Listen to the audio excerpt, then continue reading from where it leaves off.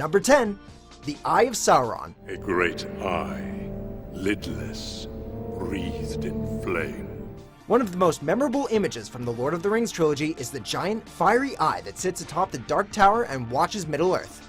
This Eye of Sauron is the symbol of the Dark Lord and the main antagonist of the entire franchise. In the books, however, it's not literally an eye, but rather a metaphor for Sauron's immense presence and far-reaching grasp across Middle-earth. In fact, the novels imply that Sauron has a physical body, and he requires the ring in order to complete his conquest, not to regain his corporeal form. Sauron will strike us soon. And he will strike hard. Number 9. Fatty Bolger.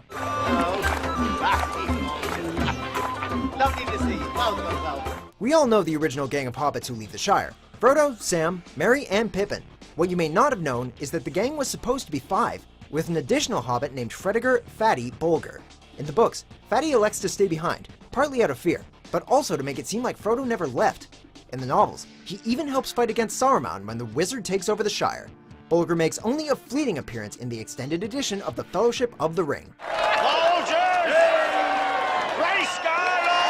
Number 8. The Dunedain. You are one of the Dunedain. Though Aragorn is identified as a ranger in the films, we don't learn about their history, or the fact that Aragorn is part of the Dunedain, an ancient race of men, many of whom become Rangers of the North. During the War of the Ring, the Dunedain played an important role in protecting the North from the forces of evil. Essentially, they defend the lands of the free people from the darkness of Sauron. Unfortunately, due to time constraints, we didn't get to see any of this on the big screen, which is too bad, because it would have been pretty cool to see a group of Aragorn-type warriors in battle. It was said that your race had passed into legend. There are few of us left. Number 7. Warg Rider Ambush. One of the more memorable scenes from the second film is when a group of orcs from Isengard riding wargs take on the soldiers of Rohan, including Aragorn, Legolas, and Gimli.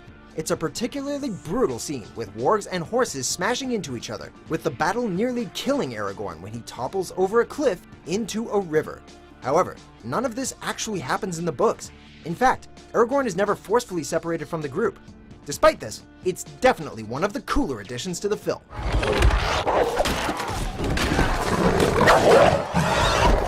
Number 6. Helm's Deep.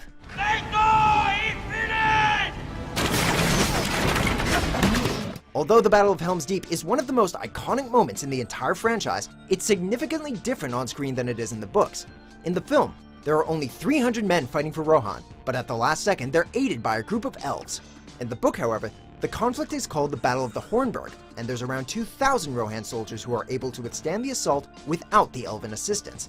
But in both versions they face well over 10,000 orcs from Isengard, making it an impressive victory either way. The battle for Helm's Deep is over. The battle for Middle-earth is about to begin. Number 5. Glorfindel rescues the hobbits instead of Arwen. Glorfindel is an important character in the novels, and was even considered as a candidate for the Fellowship. The role of this elf, however, is all but eliminated in the films. Perhaps one of the most striking examples of his character's downgrade is the fact that in the novels, it's Glorfindel who rescues Frodo after he's stabbed by one of the Nazgul. In the film, however, it's Arwen who comes to the rescue, summoning the enchanted water to wash the Nazgul away and prevent them from entering Rivendell. If you want him, come and claim him. From a filmmaking standpoint, the change makes sense, as it helps to develop Arwen's character and make her more than just a love interest.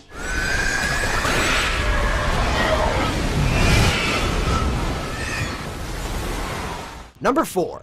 Bilbo leaves the Shire 17 years before Frodo. There are many magic rings in this world, Bilbo Baggins, and none of them should be used lightly.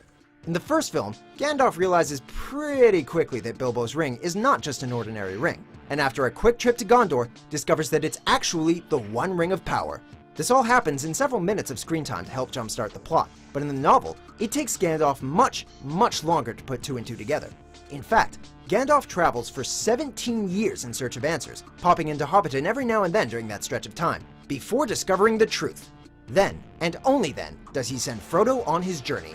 Trust me, Frodo. You'll know what to do. Number 3. The Scale of the War of the Ring. War is coming.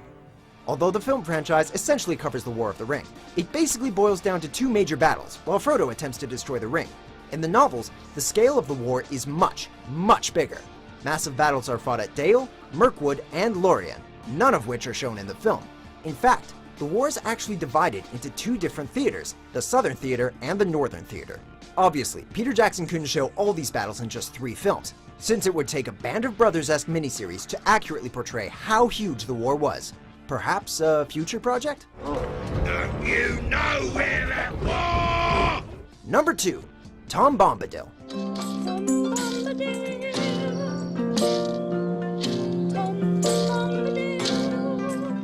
One of the more peculiar characters in all of Middle-earth, Tom Bombadil assists Frodo and the other hobbits on their journey in the first novel.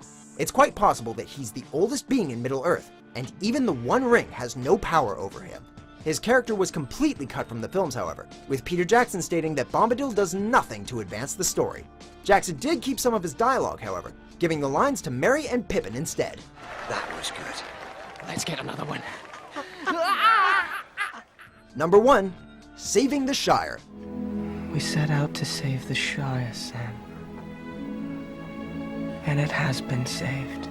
It's completely understandable why Jackson would decide to end the Return of the King with the fall of Sauron. In doing so, however, he cuts the Battle of Bywater. Essentially, Frodo and the hobbits return home to discover that Saruman had taken over the Shire. With the assistance of the other hobbits, they're able to defeat Saruman and his soldiers. It is here that Saruman ultimately dies, as his throat is slit by Wormtongue. In the film, we briefly see a scene that resembles this when Frodo looks into the Mirror of Galadriel, but that's all.